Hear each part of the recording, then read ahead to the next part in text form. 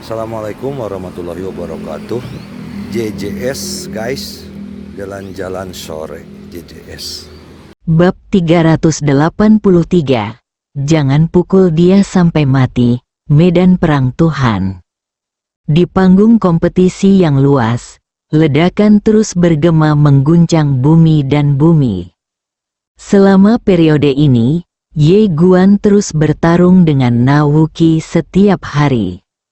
Berkelahi, setelah wilayahnya meningkat, yang paling dia rindukan adalah pertarungan, dan dengan pertarungan tersebut, kekuatan sumber Tao dan kekuatan dewa sejati yang tersembunyi di dalam tubuhnya perlahan mulai terstimulasi, sehingga kekuatan bertarungnya menjadi semakin kuat.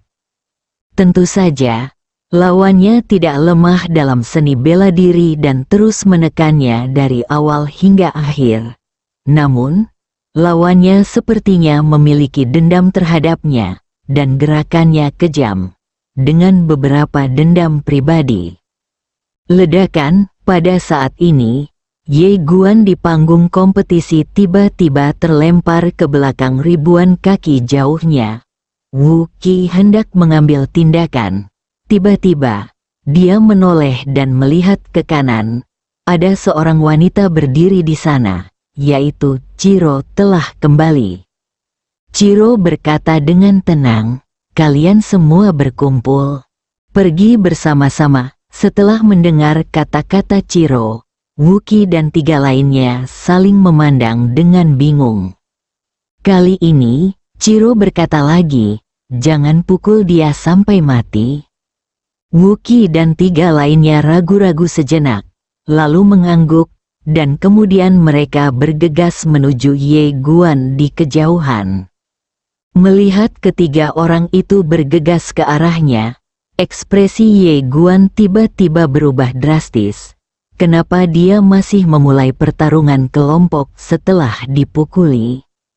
Ye Guan menoleh untuk melihat Ciro, tapi Ciro memalingkan muka darinya. Ye Guan terdiam. Segera, teriakan Ye Guan datang dari panggung kompetisi. Dipukuli, Wuqi dan tiga orang lainnya membawa Ye Guan dan memukulinya dengan kejam. Karena Ciro mengatakan bahwa selama dia tidak dipukuli sampai mati, tidak apa-apa, jadi mereka bertiga tidak begitu kejam. Begitu saja, tidak lama kemudian, Ye Guan terbaring di tanah, tidak bisa bergerak lagi. Pada saat ini, dia merasa seluruh tubuhnya hancur. Tubuh fisiknya kuat, dan Wuqi serta yang lainnya tidak membunuhnya, sehingga tubuh fisiknya tidak hancur berkeping-keping, tetapi rasa sakitnya nyata. Terlalu menyakitkan. Melihat Ye Guan terbaring di tanah, Wuqi dan yang lainnya tidak mengambil tindakan lagi. Setelah beberapa saat, tubuh Ye Guan mulai pulih dengan cepat di bawah kekuatan penyembuhan diri dari pohon suci alami. Setelah pulih, dia mulai melawan Wuqi dan yang lainnya lagi. Masih sepenuhnya disalahgunakan, Ye Guan disiksa berkali-kali, tetapi aura dan tubuhnya menjadi semakin kuat. Dengan cara ini, Ye Guan bertarung dengan Wuqi dan yang lainnya selama sebulan. Tidak, harus dikatakan bahwa dia dipukuli selama sebulan. Dalam sebulan terakhir, Ye Guan dipukuli setiap hari, dan berkali-kali dia tidak dapat melawan. Untungnya, ada pohon suci alami. Jika tidak, dia tidak akan bisa berlatih sama sekali. Tidak lama kemudian, Ye Guan berdiri dan hendak mengambil tindakan ketika Ciro tiba-tiba melambaikan tangannya, dan komandan pasukan ekspedisi serta komandan pengawal Ragnarok segera menyingkir. Ye Guan memandang Ciro dan berkata, "Tantangan tunggal?" Ciro tidak memandangnya. Ye Guan terdiam. Wuqi berkata, "Ayo." Setelah mengatakan itu, dia tiba-tiba menghilang. Di kejauhan, Ye Guan juga menghilang di saat yang sama. dia menghunus pedangnya dan menebasnya. 230. Ledakan, cahaya pedang tiba-tiba meletus dari panggung kompetisi, dan dalam sekejap, Wuki langsung terlempar ke belakang ribuan kaki jauhnya. Melihat pemandangan tersebut, beberapa orang yang berada di panggung kompetisi tercengang. Wuki melirik tangan kanannya, ada retakan yang dalam di tinjunya, dan tulangnya terlihat. Wu mengerutkan kening dan memandang Ye Guan dari kejauhan. Dia menemukan bahwa kekuatan Ye Guan telah mengalami perubahan yang mengejutkan. Ye Guan juga sedikit terkejut. Dia tidak menyangka setelah dikalahkan dalam sebulan terakhir, kekuatannya benar-benar meningkat. Pada awalnya, teknik menggambar pedang penghancur surga hanya dapat ditumpuk hingga 200. Tetapi sekarang, dapat ditumpuk hingga 220. Dipukuli membantu, Ye Guan menyeringai, lalu menghentakkan kaki kanannya dengan keras, berubah menjadi cahaya pedang dan menebas ke arah Wuki. Melihat Ye Guan datang untuk membunuh, Wuki tidak berani gegabah saat ini, dan segera berubah menjadi aliran cahaya dan bergegas keluar.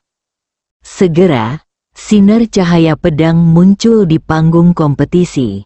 Cahaya pedang itu seperti lautan, menutupi seluruh panggung kompetisi. Pertarungan antara keduanya menjadi semakin intens. Di samping, komandan pasukan ekspedisi dan komandan penjaga senja para dewa melihat pemandangan di depan mereka. Ekspresi mereka menjadi serius. Ye Guan ini sebenarnya mampu bertarung setara dengan Wuki. Ye Guan dan Wuki telah bertarung selama 1 jam, dan kedua belah pihak sudah berimbang, dan Ye Guan masih semakin kuat saat mereka bertarung. Ledakan, pada saat ini, Wuki tiba-tiba dikirim terbang ribuan kaki jauhnya. Ye Guan membuka telapak tangannya dan pedang di tangannya menghilang. Saat berikutnya, dia naik ke udara dan mengepalkan tangannya dengan keras. Dalam sekejap, bayangan kuno muncul di belakangnya di dunia. Suasana kuno dan terpencil. Di seberangnya, mata Wuki tiba-tiba menyusut, ekspresinya sangat serius. Dia perlahan mengepalkan tangan kanannya, dan kekuatan mengerikan terkondensasi dari telapak tangannya. Pada saat ini, Ye Guan membentuk segel dengan tangannya. Dalam sekejap, hantu di belakangnya juga membentuk segel dengan tangannya. Ye Guan tiba-tiba membuka matanya dan menatap seniman bela diri itu, rusak. Ledakan, Wu mengangkat kepalanya, dan ruang dan waktu tiba-tiba terbelah.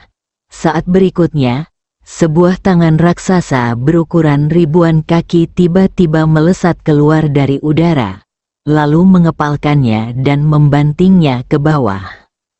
Saat tangan raksasa ini muncul, aura kuno yang menakutkan tiba-tiba muncul di dunia. Aura ini sepertinya berasal dari zaman kuno, dan perubahan kehidupan. Keabadian. Ini adalah keterampilan bela diri yang ditinggalkan oleh dewa sejati. Saat ini, Ye Guan telah mempelajarinya. Tidak jauh dari situ, Wuki tidak berani gegabah. Dia tiba-tiba menginjakkan kaki kanannya di platform seni bela diri dan berubah menjadi aliran cahaya yang naik ke langit. Ledakan, tiba-tiba, aliran cahaya pecah, dan Wuki langsung jatuh. Saat dia mendarat di panggung kompetisi yang diberkati oleh formasi hancur, dan pada saat ini, tinjunya jatuh dengan keras. Ledakan, seluruh platform kompetisi menjadi abu, dan jurang besar yang panjang dan lebarnya ribuan kaki muncul di tanah, tanpa dasar. Pada saat ini, seluruh medan perang dewa bergetar hebat. seolah-olah itu adalah gempa bumi besar, dan itu sangat menakutkan. Melihat pemandangan ini, ekspresi komandan pasukan ekspedisi dan komandan pengawal Ragnarok di samping tiba-tiba menjadi sangat serius. Gerakan ini telah menjadi begitu kuat selama berabad-abad, sehingga bahkan seorang seniman bela diri pun tidak dapat menahannya. Jika bukan karena waktu dan ruang khusus di sini, dengan pukulan ini, seluruh medan perang ilahi akan menjadi abu. Di sisi lain, Ye Guan juga kaget. Dia tidak menyangka kalau seni bela diri peninggalan dewa sejati bisa begitu menakutkan. Ye Guan menarik kembali pikirannya dan melihat ke arah Wuki, yang sedang bangun tidak jauh dari situ. Pada saat ini, Wuki berada dalam sedikit kekacauan, dengan retakan di sekujur tubuhnya dan darah mengalir keluar. Ye Guan masih ingin mengambil tindakan, tapi Ciro tiba-tiba berkata, "Itu dia." Ye Guan berhenti dan menoleh ke arah Ciro, yang berkata dengan tenang, "Ikuti aku." Setelah mengatakan itu, dia berbalik dan pergi. Ye Guan ragu-ragu sejenak, lalu mengikuti. Melihat Ye Guan mengikuti Ciro dan pergi, Wuki berkata dengan suara yang dalam, "Apa sebenarnya yang ingin dia lakukan?"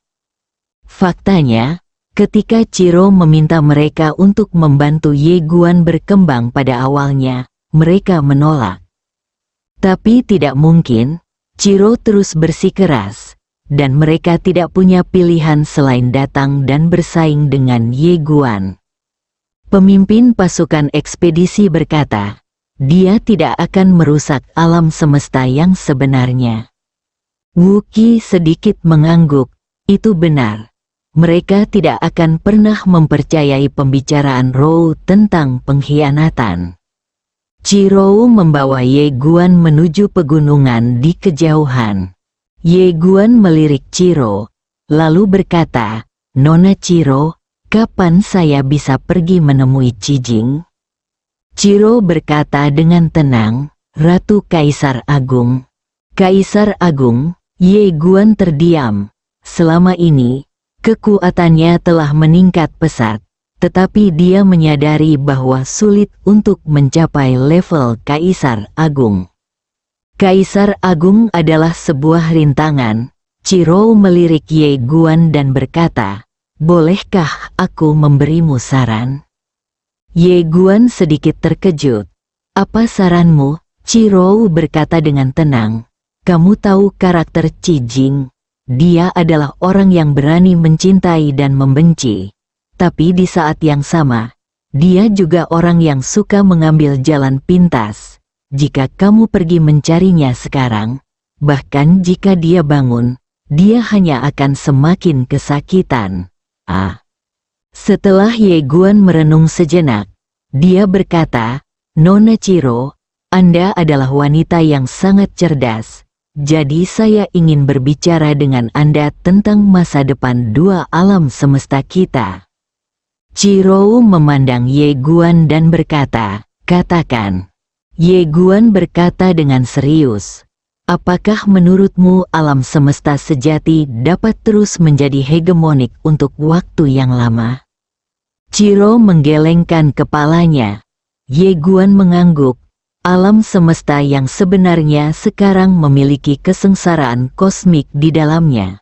Dan ada semua alam surga dan alam semesta besar di luarnya. Saya merasa jika Anda tidak berubah, satu-satunya hal yang menunggu Anda adalah kehancuran. Ciro memandang Ye Guan, "Menurutmu, apa yang harus kita lakukan?" Ye Guan memandang Ciro, "Ubah, perubahan total.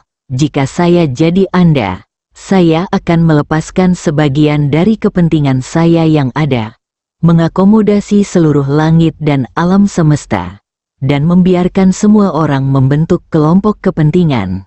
Anda memiliki saya, dan saya punya kamu. Dengan Anda, tentu saja, ini membutuhkan keberanian, dan sulit untuk dilaksanakan. Chiro menatap Ye sejenak dan kemudian berkata, menurutku jika alam semesta sejatiku bersedia melakukan ini, maukah kamu bekerja sama dengan kami? Ye Guan mengangguk, jika Cijing datang untuk berbicara denganku, aku bersedia. Chiro membuang muka. Oh, Ye Guan melihat ke kejauhan dengan sedikit gelombang di matanya. Selama ini, dia memikirkan masa depan Guangxuan Universe. Hancurkan alam semesta, jika Bibi Sukun dan yang lainnya tidak mengambil tindakan, sangatlah tidak realistis bagi Guangxuan Universe untuk menghancurkan alam semesta Zen. Terus bertarung. Berapa generasi yang dibutuhkan untuk menyelesaikannya? Chiro tiba-tiba berkata, kenapa aku tidak bisa bicara? Dia menatap Ye Guan dan berbicara dengan tenang. Ye Guan menarik kembali pikirannya dan menatap Chiro. Apakah kamu keberatan jika aku mengatakan yang sebenarnya? Chiro menatap langsung ke arah Ye Guan, pikiran. Ye Guan mengangkat bahu, kalau begitu, jangan bicarakan itu. Chiro tersenyum dan berkata, aku berbohong padamu, aku tidak keberatan sama sekali, katakan saja padaku. Ye Guan berpikir sejenak dan kemudian berkata, Cijing menyukaiku, dia tidak akan menyakitiku. Jika kita duduk dan berbicara, tidak ada yang tidak bisa kita bicarakan. Dan kamu? Chiro tersenyum dan berkata, bagaimana denganku? Ye Guan berkata dengan suara yang dalam, Nona Chiro, kamu sangat licik, biar ku beritahu, aku harus mewaspadaimu setiap saat. Chiro menatap Ye Guan, senyuman di wajahnya perlahan menghilang. Ye Guan melanjutkan, lagi pula, Nona Chiro, kamu tidak pernah menganggapku tinggi dari lubuk hatimu. Yang benar-benar penting bagimu bukanlah aku, Ye Guan, tapi bibiku dengan rok polos dan orang lain di belakangku. Cijing bedanya, dia menyukaiku bukan karena orang tuaku, dia menyukaiku. Jadi jika aku berbicara dengannya, dia tidak akan menyakitiku, dan aku tidak akan menyakitinya. Chiro melirik Ye Guan dan berkata dengan lembut, oh. Setelah mengatakan itu, dia berbalik dan berjalan pergi. Tapi saat dia berbalik, pandangannya tiba-tiba kabur. Bab 384. Aku memanfaatkanmu. Chiro berjalan di depan, dan Ye Guan mengikuti di belakang. Tak satu pun dari mereka berbicara lagi. Tak lama kemudian, keduanya sampai di sebuah hutan lebat. Hutan lebat ini menjulang tinggi hingga ke awan, menghalangi langit dan matahari, seolah-olah sudah ada selama puluhan juta tahun. Setelah memasuki hutan lebat, cahaya langsung meredup dan hawa dingin melanda area sekitarnya. Kamu melihat sekeliling. Pohon-pohon kuno di sekelilingnya terjalin dan menutupi seluruh tanah, seperti jaring besar. Ye Guan bertanya, Nona Chiro, di mana tempat ini? Chiro tidak berkata apa-apa dan berjalan lurus. Ye Guan memandang Chiro, Nona Chiro, Chiro masih tidak berbicara. Ye Guan terdiam, dengan cara ini. Setelah mereka berdua berjalan di hutan lebat beberapa saat, Ye Guan mau tidak mau bertanya lagi, Nona Chiro, kita akan pergi kemana? Chiro masih tidak berbicara dan terus berjalan menuju kejauhan. Ye Guan berhenti. Di kejauhan, Chiro berhenti dan berkata, kami akan segera sampai. Setelah mengatakan itu, dia pergi. Ye Guan terdiam beberapa saat dan kemudian mengikutinya. Setelah beberapa saat, Ye Guan tiba-tiba melihat ke kejauhan. Di ujung pandangannya, ada sebuah pohon kuno yang menjulang tinggi. seluruh pohon kuno itu sangat besar, meliputi area seluas hampir 100 kaki. Pavilionnya seperti kanopi, dan badan pohonnya sangat jernih. Melihat pohon giok di depannya, Ye Guan sedikit terkejut. "Nona Ciro, apa ini?" Ciro berkata dengan tenang, "Ada pohon yang ditanam oleh kakak perempuanku yang tertua, namanya pohon sejati." Ye Guan memandang Ciro, pohon asli. Ciro mengangguk, dan dia membawa Ye Guan ke pohon asli. Dia melihat ke pohon di depannya, seolah mengingat masa lalu, dan ada gelombang di matanya.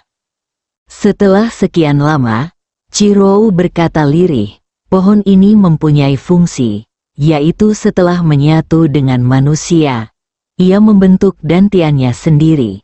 Dantian tak terbatas yang dapat menampung energi spiritual tak berujung." Dantian kedua, Ye Guan tercengang. Pada saat ini, Ciro tiba-tiba menutup matanya perlahan.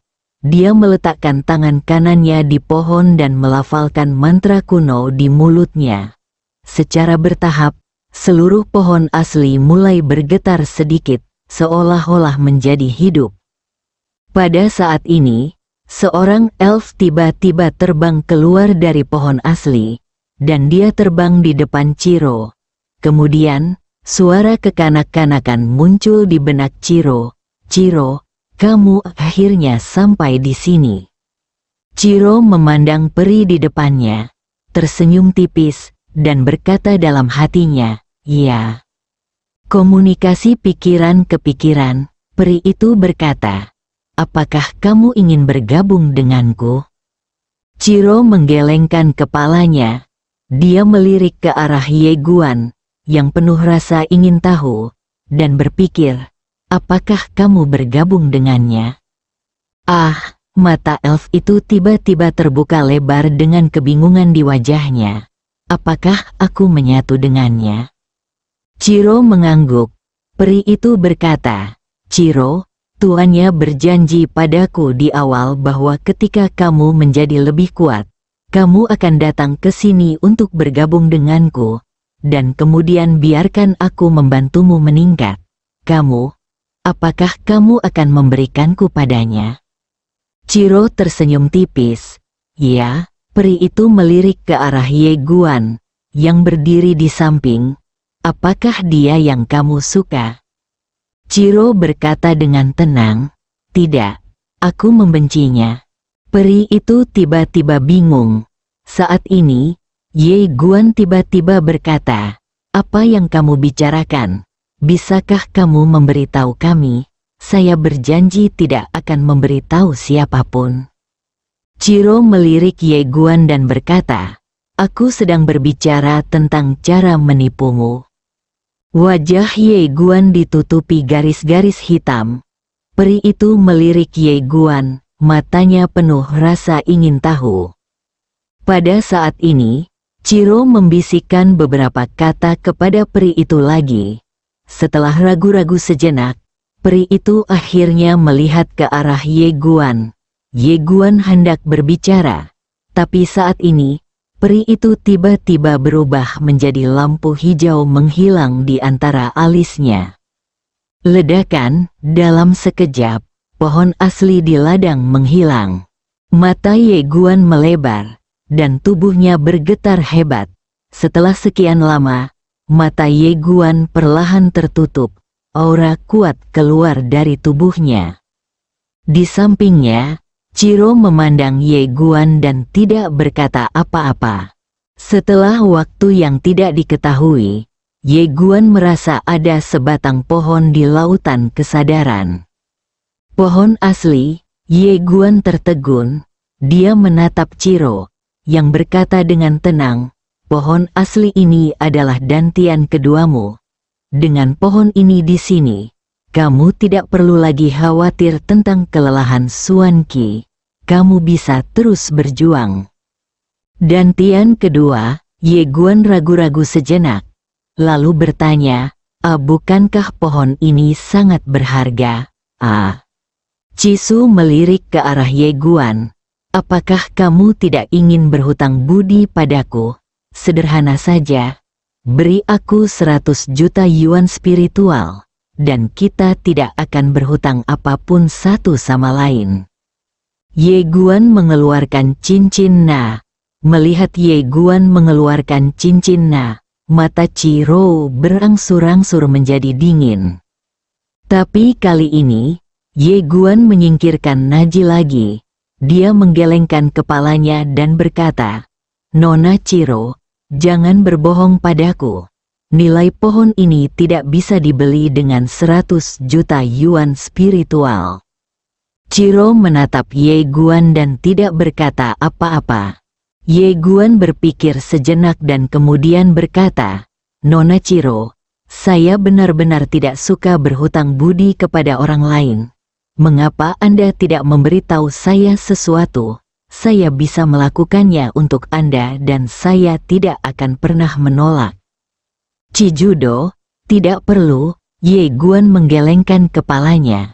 Kalau begitu aku hanya bisa mengembalikan pohon ini padamu.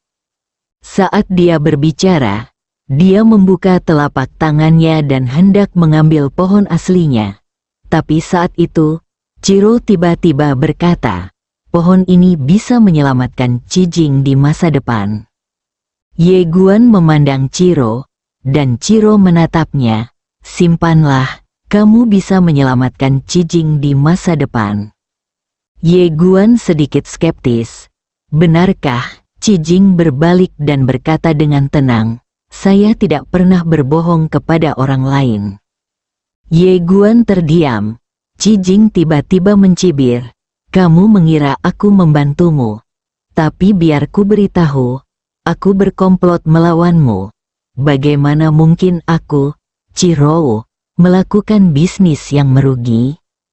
Ye Guan melirik Ciro, lalu berkata, Nona Ciro, saya pergi. Setelah mengatakan itu, dia berbalik dan pergi. Ciro tiba-tiba berkata, tunggu. Ye Guan menoleh untuk melihat ke arah Ciro. Bingung, dan Ciro berkata, dengan kekuatanmu saat ini, Kaisar Takdir bukan lagi lawanmu. Satu-satunya yang dapat menjadi ancaman bagimu adalah beberapa kaisar khusus dan beberapa dewa khusus dari dunia semesta. Ye Guan mengangguk. Saya mengerti.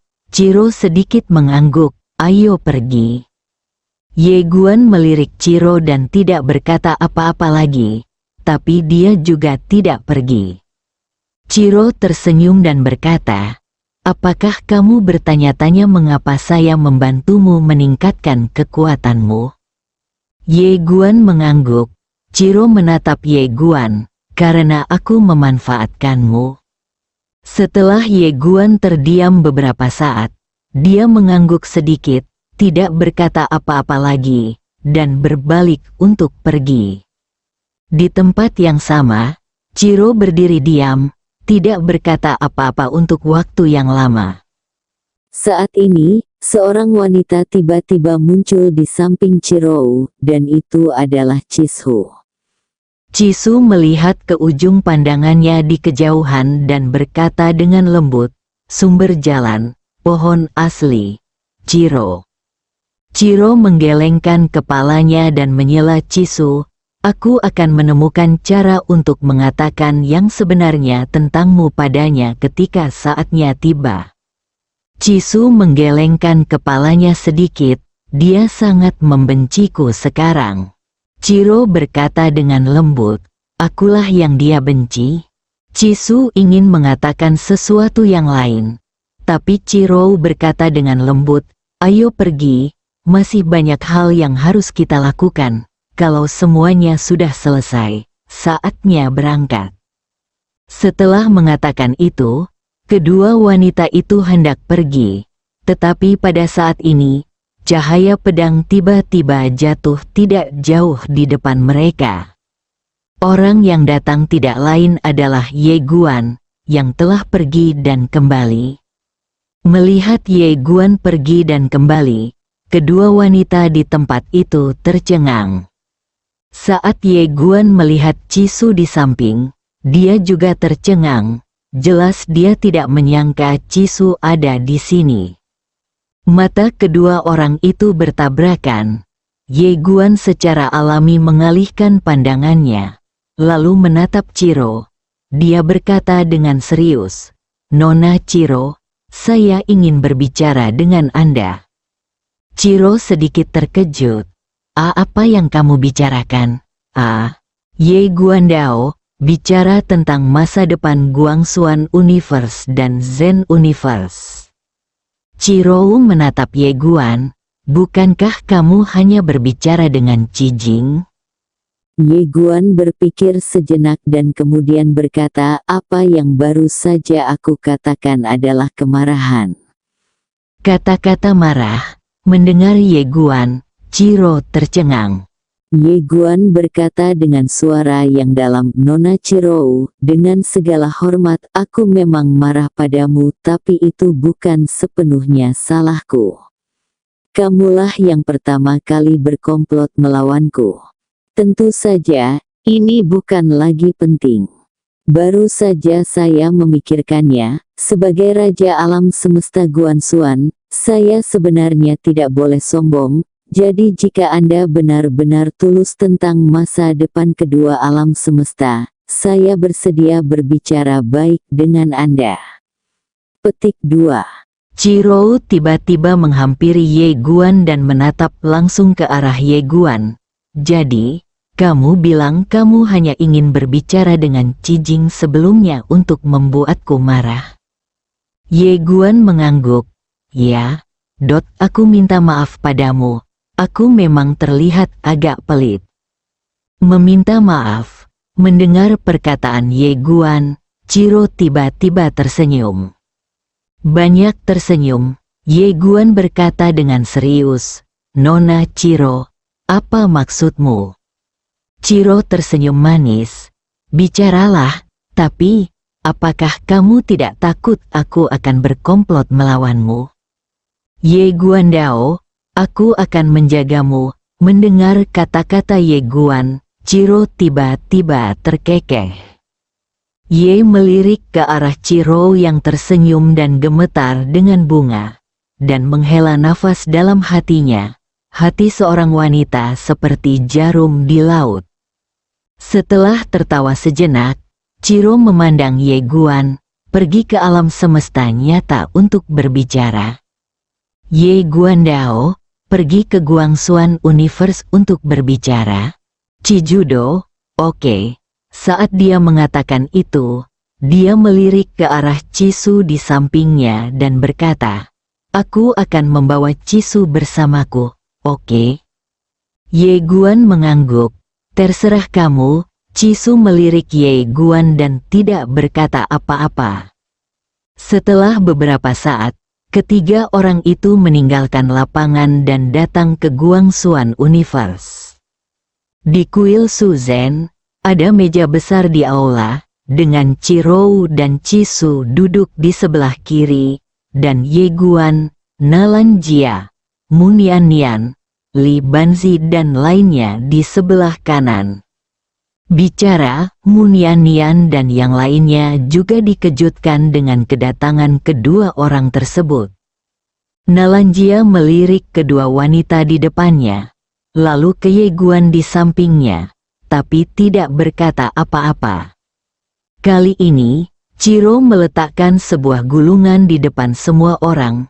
"Ini adalah rencanaku. Alam semesta sejatiku sudah melaksanakannya. Coba lihat." Semua orang melihat gulungan itu dengan kesadaran spiritual mereka, dan segera ekspresi semua orang menjadi serius. Ye Guan juga sedikit kaget, karena rencana Ciro lebih berani dari ide yang dia ajukan sebelumnya. Munian Nian tiba-tiba menatap Ciro. "Nona Ciro, apakah kamu serius?" Ciro mengangguk. Munian Nian menatap Ciro tanpa berkata apa-apa, masih kaget. Rencana ini mengejutkannya, karena jika benar-benar dilaksanakan, alam semesta yang sebenarnya mungkin akan mengalami perselisihan sipil. Namun, dalam jangka panjang, alam semesta yang sebenarnya pasti akan menjadi lebih kuat di masa depan. Wanita di depanku melanggar aturan, istirahat lalu berdiri. Tentu saja rencana ini juga merupakan hal yang baik bagi Guangxuan Universe. Namun ada juga krisis bagi Guangxuan Universe. Krisis ini adalah jika Guangxuan Universe tidak cukup baik di masa depan, mungkin perlahan-lahan akan ditelan oleh True Universe. Hal ini berlaku tidak hanya untuk alam semesta Guangxuan, tetapi juga untuk semua surga di semua alam. Di aula, Ye Guan dan yang lainnya memikirkan hal ini dan tetap diam. Ciro memandang semua orang dan tidak berkata apa-apa. Mu Nian tiba-tiba berkata, "Nona Ciro, bolehkah saya bertanya mengapa Anda tiba-tiba melakukan ini?" Ciro tersenyum dan berkata, "Zen Universe ingin berteman baik dengan Guangxuan Universe." Mu Nian menatap Ciro. Kekuatan alam semesta nyata jauh melebihi alam semesta Guangxuan kita. Jadi mengapa ikut dengan kami? Ciro menggelengkan kepalanya. Nona Nian bercanda. Kamu punya 4 pedang. Bagaimana kami bisa mengalahkanmu? Mu Nian mengangguk sedikit. Kamu harus memiliki 2 tujuan untuk bersembunyi di menara kecil. Yang pertama adalah untuk melihat kekuatan mereka yang sebenarnya. Dan yang kedua adalah untuk menemukan jalan baru menuju alam semesta yang sebenarnya. Ciro tersenyum tipis. Nona Nian sangat pintar. Mu Nian melihat sekilas gulungan di atas meja, lalu berkata, "Nona Ciro, jika Guangxuan Universe menyetujui persyaratan Anda, saya yakin dalam beberapa ratus tahun, tidak akan ada Guangxuan Universe di dunia. Yang ada hanya alam semesta sejati. Tentu saja, rencana Anda luar biasa, dan untuk saat ini, sangat bagus untuk alam semesta kita. Tapi saya ingin membicarakan sesuatu dengan Anda." Ciro tiba-tiba mengirimkan pesan misterius kepada Mu Nian. Mu Nian tidak tahu apa yang dia dengar. Dan pupil matanya tiba-tiba menyusut. Dia melirik ke samping Cisu. Dan setelah terdiam lama, dia berkata, "Oke, tidak perlu bicara. Guangxuan alam semesta berusaha sekuat tenaga. Bekerja samalah dengan Anda." Semua orang tercengang. Bersambung.